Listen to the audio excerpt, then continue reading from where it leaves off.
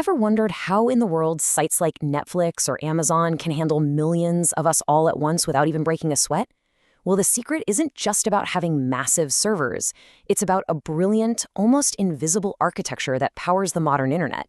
Today, we're pulling back that curtain on traffic architecture. Specifically, we're diving deep into load balancers and reverse proxies. And trust me, by the end of this, you'll get the magic that keeps our digital world running so smoothly. So picture this. Your app goes viral. You just got featured on a major news site, or maybe your marketing campaign was a runaway success.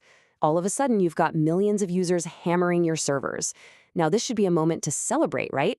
But, and this is a big but, without the right prep, this dream scenario can turn into a total nightmare fast.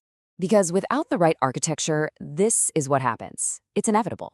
Imagine a tiny one-lane country road suddenly getting hit with all of New York City's rush hour traffic.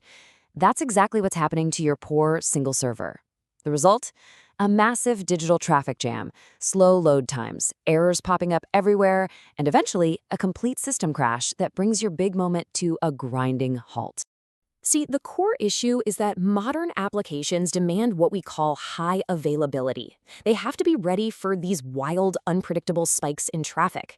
And a single server, well, it's a single point of failure. It just cannot scale to meet those demands. And forget about doing cool stuff like zero downtime deployments. It's just not going to happen. That's why we absolutely need a better system. So how do we fix this mess?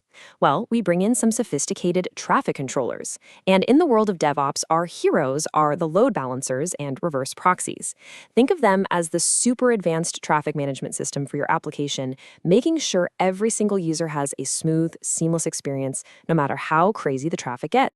Let's start with load balancing. At its heart, it's a really simple but powerful idea. Instead of sending every single request to one server, you spread the work out across a whole fleet of them. This one simple move prevents any single server from getting overwhelmed, which means performance goes way up. And this is key. If one server happens to go down, your application stays online. Okay, next up is the reverse proxy. Think of this as the single public-facing front door for your entire application. Every user request comes here first. The reverse proxy then intelligently figures out where that request needs to go and forwards it to the right backend service. To the outside world, it is the application. And that provides this amazing layer of abstraction, which means you can swap out servers, add new services, or do maintenance, all without the user ever having a clue. Now let's clear something up real quick, because this confuses a lot of people. The difference between a forward proxy and a reverse proxy. A forward proxy, maybe like the one your company uses to filter web access, works for the client. But a reverse proxy works on behalf of the server, shielding all that backend infrastructure. The most important thing to remember is this. In DevOps, when we talk about proxies, we are almost always talking about reverse proxies.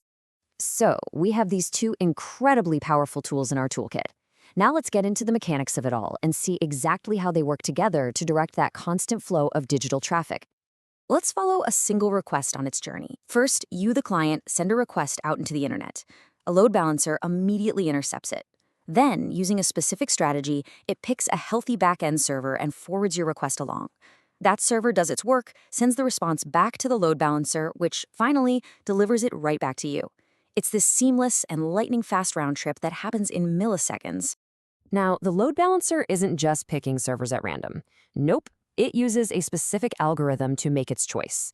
The simplest is round robin. Think of it like dealing a deck of cards, one request to each server in turn. It's great for evenly distributing traffic. But then you have smarter algorithms like least connections, which sends new requests to the server that's currently the least busy. And IP hash is absolutely crucial for apps that need a user to stick to the same server. This brings us to a really crucial distinction: the two main types of load balancing. You've got Layer 4 and Layer 7. Layer 4 is fast and simple. It works at the network level, basically just looking at an IP address and port. But Layer 7? Oh, Layer 7 is much, much smarter. It can actually look inside the application data, like at the HTTP headers or the URL path. This lets you do incredibly intelligent routing. For example, sending all requests for /API to your API servers and all requests for /images to your dedicated image servers. It's a game changer. And there's more. Reverse proxies aren't just traffic hops. They're also your application's first line of defense. They can handle the heavy lifting of TLS/SSL encryption and decryption, that's called termination, so your app servers don't have to.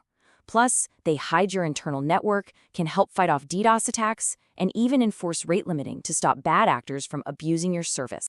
So sometimes you absolutely need a user to stay on the same server. Just think about an online shopping cart. If you add an item and then your very next click sends you to a different server that has no idea what's in your cart, well, that's a terrible experience, right? Your cart is suddenly empty. This is where sticky sessions or session persistence saves the day. It makes sure all of a user's requests stick to the same server for their entire visit. Okay, so that's all the core theory. But what really matters is how these concepts are actually put into practice in the cloud and in the containerized environments that, let's be honest, most of us are working with every single day. So in the world of Kubernetes, where our apps are often broken down into dozens of tiny microservices, we need an even smarter way to manage traffic. This is where the ingress controller comes in. The easiest way to think of it is as Kubernetes' own smart, built-in reverse proxy. It's designed from the ground up to manage all the external traffic trying to get to services running inside a cluster. So let's trace the path of a request in a Kubernetes setup. It starts with a user on the internet. That request first hits a big cloud provider's load balancer. From there, the request is passed to the ingress controller running inside the cluster. See how the ingress is the single entry point? From there, it looks at its rules and routes the request to the correct Kubernetes service, which finally gets it to one of the running application pods. Now, here's the best part. You do not have to build these incredibly complex systems from scratch. All the major cloud providers, AWS, Azure, GCP, they all offer powerful, managed load balancers as a service. These things are battle-tested, they're scalable, and they're highly available. They are the building blocks you can plug right into your infrastructure, letting you focus on your application, not on all the plumbing. All right, we have covered a ton of ground, so let's take a moment and distill all of this down into the essential, non-negotiable takeaways for any tech professional who's responsible for a production system. So what are the key things you need to have locked down in your DevOps toolkit? Here's your checklist. To really master production traffic, you have to know the different roles of a load balancer versus a reverse proxy. You've got to know when to use layer 4 versus the much smarter layer 7.